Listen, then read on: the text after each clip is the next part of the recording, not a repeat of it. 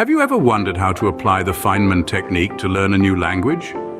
Let's start by introducing Richard Feynman, a Nobel laureate physicist, a curious character, and the genius behind the Feynman technique. This technique is a unique approach to learning that simplifies complex concepts, making them easier to understand. It's a four-step process that starts with defining what you want to learn and then explains it in simple terms, as if you were teaching it to a child. The beauty of the Feynman technique is its versatility. Whether you're trying to grasp quantum physics or learn Spanish, it's an effective tool to solidify your understanding. Ready to learn how you can use this technique to grasp a new language? Let's dive in. The first step in the Feynman technique is to clarify what you want to learn. This step is crucial because it sets the stage for the entire learning process. Think of it as setting your GPS before embarking on a journey. You need to know where you're headed. Let's take an example. Suppose you want to learn a new language, say French. But learning French is a broad and vague goal. To make it more specific, you could aim to learn conversational French.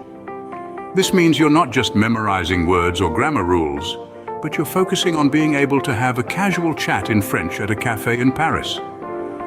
This precision in defining what you want to learn not only gives you a clear direction, but also makes the learning process more manageable. It's like breaking down a big, intimidating project into smaller, achievable tasks. Remember, without a clear destination, you might end up wandering aimlessly, and learning can become a frustrating and unproductive process, but with a clear goal in mind, you're ready for the next step. The second step is to be able to explain the concept as if you were teaching it to a child. Now, why a child? Well, a child's mind is free from jargon and complex terminologies. It's like a clean slate. When you explain to a child, you naturally simplify the concept, stripping away unnecessary complications. Let's take an example from Spanish. The subjunctive mood, a concept that tends to baffle many learners.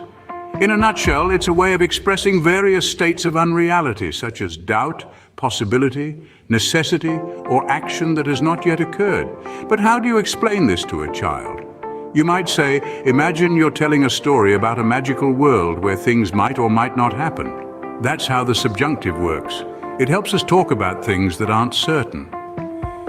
The beauty of this step is that it forces you to break down complex structures into their simplest forms. It highlights the areas where your understanding might be shaky. Remember, if you can't explain it simply, you don't understand it well enough. When you can explain it to a child, you're starting to get a real grasp on it. The third step is to identify your knowledge gaps. This is where the Feynman technique really shines. As you attempt to explain the language concept, like conjugating verbs or using a new vocabulary word, you may find spots where you stumble, hesitate, or simply draw a blank. These are your knowledge gaps, the pieces of the puzzle you're missing. Don't worry though, everyone has them, and recognizing them is a huge part of the learning process. It's like finding a missing piece in a jigsaw puzzle, and once you know what you're looking for, you're halfway to solving it. So, how do we fill these gaps? There are a few ways. You could dive back into your study materials, focusing on the areas you struggled with.